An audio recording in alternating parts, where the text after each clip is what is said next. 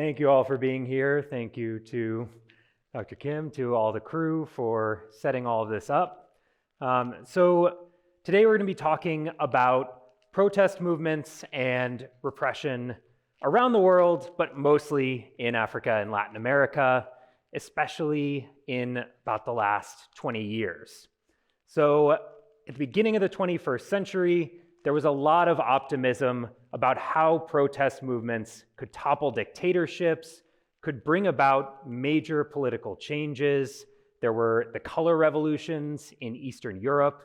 There was the Arab Spring around the Middle East and North Africa. And more recently, there have been a wave of protests around the world in both democratic countries and in authoritarian settings. And these have run into some strong headwinds. This is a time in the world where there's increasing authoritarianism or democratic erosion in many countries, and even democratic governments have greater surveillance capabilities and greater policing powers than governments ever have in the past. So one of the main questions that my research asks is how citizens can still mobilize to challenge unpopular governments and policies in an era when there is greater repression across both authoritarian and democratic countries. And this is also a time where people are polarized. It's hard to get people to agree on things. It's hard to gather a large critical mass of people that you need in order to challenge a government and potentially bring it down. And governments are always going to paint their opponents as violent. People like Gandhi, like Martin Luther King Jr., politicians who opposed them at the time said they were being violent, even when they were using nonviolent civil disobedience. And governments will also call their opponents enemies of the nation. So how do you try to overcome this? One way that you can do this is by tapping into national histories. This can help unify people behind a common cause and common knowledge that they have. And it also shows that people see themselves still as citizens, as part of a longer national history, and they can reclaim that from the government potentially. So the image here that you see on the left is from Burkina Faso, from protests in 2014. The image on the right is from Haiti and protests in 2019. So in Burkina Faso, protesters were opposing the government of President Blaise Compaoré. Compaoré was trying to stay in power for an unconstitutional third term. He was a dictator who'd been in power for a while. And one of the main symbols that people used in order to mobilize against Compaoré was the figure of Thomas Sankara. Sankara was an earlier president. He was a military officer who took power, but then implemented very popular and progressive policies. And some people still talk about him as Africa's Che Guevara. And so people united behind the figure of Sankara, which also was particularly powerful because Compaoré was alleged to have assassinated Sankara. So they were tapping into this national history in order to all draw together and say, we want a leader like Sankara, we don't want Compaoré in power anymore. And in Haiti, people were opposing the government of President Jovenel Moïse, who was still in power until 2021. And Moïse was being compared by protesters, if you look at the sign here, not just to Hitler, but also to Papa Doc Duvalier, who was an earlier Haitian dictator and who presided over a very much hated secret police force called the Tonton Macoute. And protesters were comparing Jovenel Moïse's plans for a new national intelligence agency, the ANI, to Duvalier and the thugs he had empowered in the past. And so people were trying to use these national histories to show what they were opposed to and what they wanted instead. So this is an example of what we call historical framing. And the way that historical framing can help you to grow protests is to try to get people to think about this historical episode and how the present maps onto that. So most protest movements start off very small. There's a few people who gather, and then if the government doesn't like what they're doing, they may crack down. They will send police or militias or gangs to go after protesters. And if they use violence against protesters, there's sometimes what's known as backlash mobilization, where other people see the repression and decide this shouldn't stand, the government should not be doing that. So if that repression is very shocking, if people weren't expecting it, they're trying to make sense of what's going on. And the way that we try to make sense of unexpected events is through what's known as frames. So there's cognitive frames and collective action frames. So cognitive frames are kind of the connections we draw within our heads. They're the way we understand the world. We draw comparisons, we have reference points when we're trying to understand what we're seeing and what we're hearing. Collective action frames are the sorts of messages that activists spread to try to get people to see things in the same way that they do, trying to get people on the same message as them. And historical memory offers a particularly good common reference point for people who are trying to make sense of events by themselves, and also for activists who are trying to get people organized behind their same cause. And historical memory is something that varies a bit across people, across communities, within a country, but it gets spread through education systems, through families, through museums. And so there's still large numbers of people who have similar reference points, who have similar frames that they can either latch onto themselves or be pushed towards by activists. So how does this work in a protest movement? What's the process? So protests begin, and here I'll use examples from Black Lives Matter protests in the United States. Black Lives Matter protests began early on in the 2010s, but they tended to be just in one or two cities.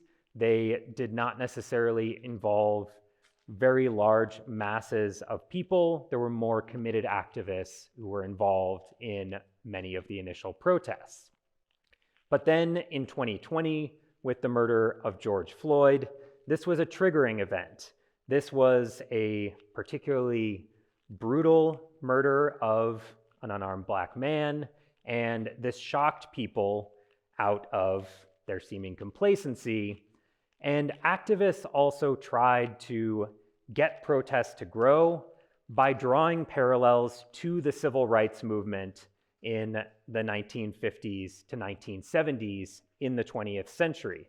They were trying to get people to understand that contemporary violence was just as bad as what had happened in the past, and so a new equivalent to the civil rights movement was needed to change that.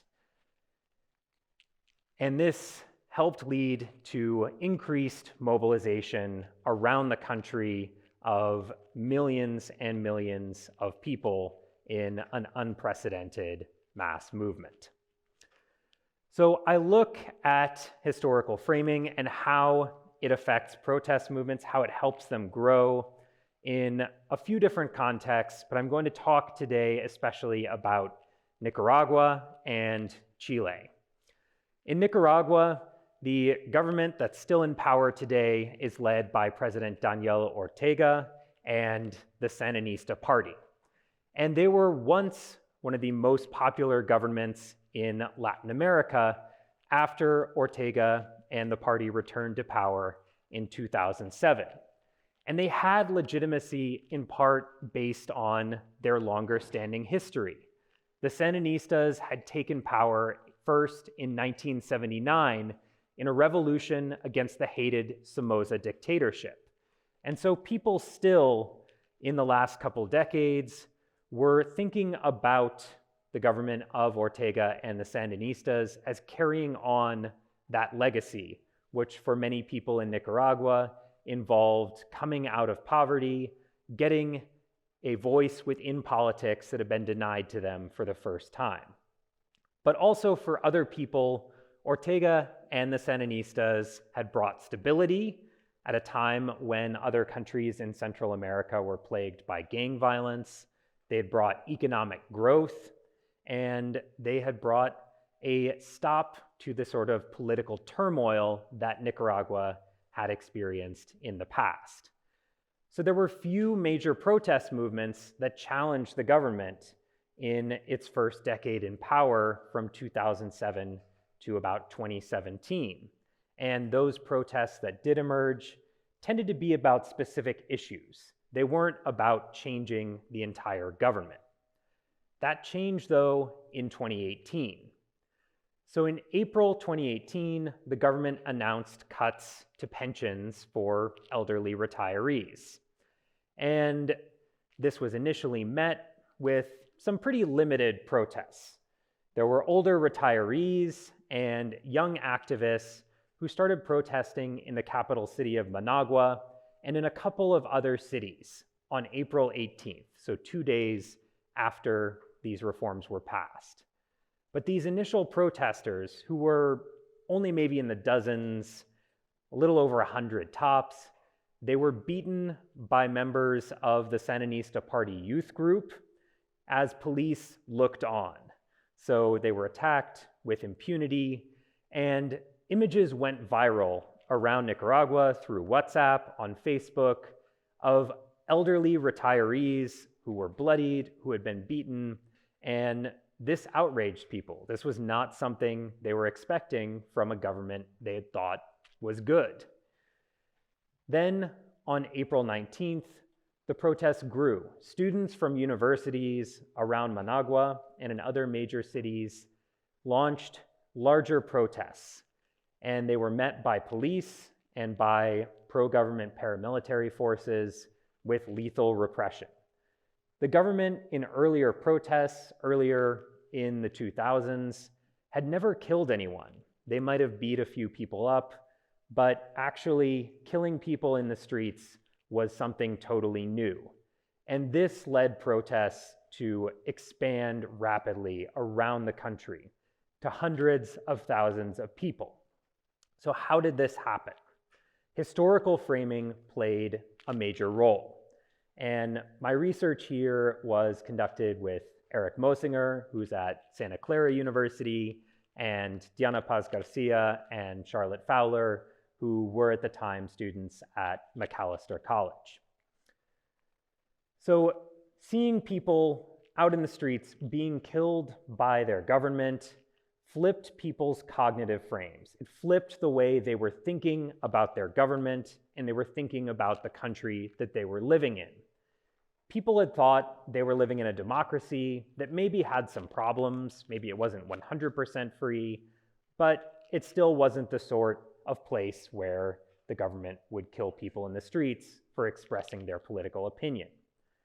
And seeing this repression flipped people's minds to thinking they were living in a dictatorship, just like the hated Somoza regime that the Sandinistas had overthrown almost 40 years before.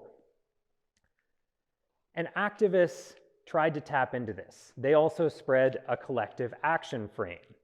They said, all right, if we are living in a dictatorship, what do we need to do? We need a mass uprising like occurred in 1979 and before. And people bought into this. They could see the parallels for themselves, and activists were able to help them draw these connections. So the image on the left there is from a mural in the city of León of student protests in 1959 being repressed by the Somoza regime's Guardia Nacional. And the second image on the right is from 2018 of people protesting in the streets in a very similar scene almost 40 years later, with police shooting at them at the same time. So people could see, oh, we're maybe reliving the same events as the past. And they said, all right, we now know what we're doing. We know what sort of country we're living in. Here's how this is going to change the way we react. We're going to take to the streets. So in interviews, people told us about how their perceptions changed. Someone who we interviewed said in the city of Masaya, many people who they knew were or are members of the Sandinista party. They had supported the government. They were pro-revolution, and it was a deep-seated political identity. However, they woke up when they saw the government using bullets against protesters in the streets. And this led people to equate President Ortega and the previous dictator, Somoza. People reappropriated slogans from the revolution, like Que se rinda tu madre, let your mother surrender, which was a slogan from the poet and guerrilla fighter Leonel Rugama, who was killed in 1970 during the revolutionary struggle. And people saw that if this is now a dictatorship, what we need to do is have a revolution. If we took care of one dictator, we can take care of another. And we were able to find through statistical analyses of where protests took place that there were more protests in municipalities, in cities and towns that had been more involved in the revolutionary struggle in the 1970s. So places where the memory of the revolution was stronger, was more alive, these places were more likely to rise up in 2018.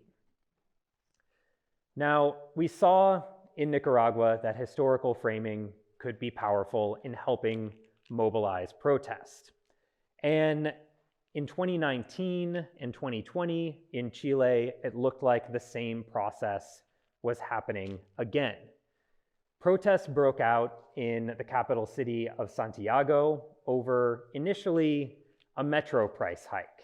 The price was being raised 30 pesos, and students began protesting. These were initially very small protests, but police beat the student protesters, they arrested many of them, and this led the protests to expand.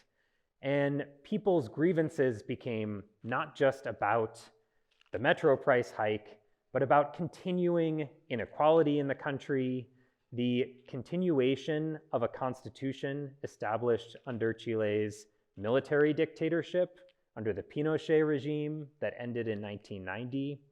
And people began to equate what was happening in the present under President Sebastián Piñera with what had happened in the past under Pinochet. People said, it's not just 30 pesos, it's 30 years without change since the dictatorship ended. They had signs saying 2019 equals 1973, when the dictatorship began. And they called President Piñera a murderer just like Pinochet, making posters like the one you see here that combined the faces of the two leaders. So we wanted to see, all right, if historical framing helped protests spread and expand in Chile, could it still work to keep people engaged after protests had subsided? When the COVID pandemic hit in early to mid 2020, protests in Chile largely ended. People started to care more about the pandemic, about the decline in the economy, and so the causes of the protests around reducing police violence, around constitutional change, were not as much on top of people's minds. So we carried out a survey experiment in March of 2021, before there were supposed to be elections for a constituent assembly that was going to be writing a new draft constitution. And we surveyed a representative sample of 1,900 Chilean adults. This was research conducted, again, with Eric Mosinger from Santa Clara University and with Lisa Mueller from Macalester University. So we wanted to see, all right, it's been a year at least since protests ended. If we show people historical frames, can that get them re-engaged around the causes of the protest movement? Can it get them to care more again about police reform, about making changes to the forces that used violence against protesters in 2019 and 2020? So we thought that if you are showing people historical images, if you're helping them draw these connections, if you are using language that equates current events with the past, this should lead them to be more supportive of protests, to be more supportive of police reform. And we expected this to be somewhat moderated by people's ideology and their age. So why might that be the case? Protests in Chile and politics in general were very polarized on a left-right spectrum. So people who were left-leaning tended to hate the Pinochet dictatorship and support protests in 2019 and 2020. Many people on the right supported the dictatorship. They were not so opposed to its legacies. They didn't like the protests. But we thought that older respondents, people who had lived through the dictatorship, if we used historical framing, if we helped them see events in 2019 as similar to what had happened in the 1980s to past repression, that might make them more willing to support protests or support police reform today. We know that older people in general get more conservative about law and order issues, so we wouldn't normally expect them to support police reform. And we looked at a few different measures to try to figure this out. We asked people about their support for protesters and their demands. We gave them a hypothetical option to donate either to an organization that was working to tackle economic inequality or working on police reform. And we also had people write a letter to a hypothetical representative at the Constituent Assembly who was going to be writing the new Constitution to see what they would say, how much they would write. And the way that we tried to tease this out and see if historical framing had effects or not was through an experimental setup, through showing some people a control, our sort of baseline condition, and some people other versions of this same thing with historical framing. So in the control setup, people saw a text that talked about the protests in 2019 and said, during those protests, police committed many acts of violence against individuals, and this, in some cases, was beating them, it blinded some, and even killed some people. And this had a picture of a police officer who was pepper spraying someone. Then we wanted to have two different examples of historical framing. So in one, what we called the low dose, we just added something to the text. There was the same picture there, but now we added to the text that this repression reminded some people of repression, of acts of violence that security forces committed under the Pinochet regime. And then in our high dose condition, sort of the most historical framing, we had the text that was drawing connections to the dictatorship, and we also showed people an image that was very similar to the contemporary one. It was going to be a police officer shooting tear gas at people in a very similar position in 1983 to protests in 2020. So what did we find? We found that if you're looking across everyone all together, this didn't do a whole lot. If you were, just showing people these historical frames, it might not change their opinions all that much if you're looking at the overall population. It might, though, have led in the high dose framing where you're showing people photos and including the text drawing parallels to the past, that might have increased people's engagement with the constitutional reform process. However, showing people the higher dose, showing them both pictures that help draw connections between the present and the past, and having the text there, that did seem to affect people's donations to police reform. So when it came to ideology, having this historical framing reinforced people's pre-existing leanings. So it led left-wing leaning people to be more supportive of police reform, to donate more towards that cause, and right-wing people, they were even less likely to donate to police reform than before. So on here, ideology is on a scale from 1 to 10, where 1 is left-leaning and 10 is furthest to the right. So people who were furthest to the right were much less likely to donate to police reform when they saw historical framing. People on the left were more likely. And when it came to age, we found that if you're seeing this high-dose historical framing, both images and the text, this made older people especially less resistant to police reform than they might otherwise have been. It meant that they were putting more money towards organizations working on human rights and working on police reform. So what do we take away from all of this? First, history can be a very powerful tool for mobilizing protests and for building support for change, even when people are no longer in the streets. But interpretations of history and historical frames are polarized. People view them differently depending on their pre-existing political opinions and what they think about the past. And so activists might need to target what they're saying and the messaging they have, or they'll have to try to shift people's thinking about both the present and the past. Another finding out of this is that protests alone are not necessarily enough for change, especially when there is greater authoritarianism around the world and less support for democratic change. Ortega is still in power in Nicaragua. Police reform has not happened in Chile. In fact, a bill was passed this year giving the police even more powers and shielding from accountability.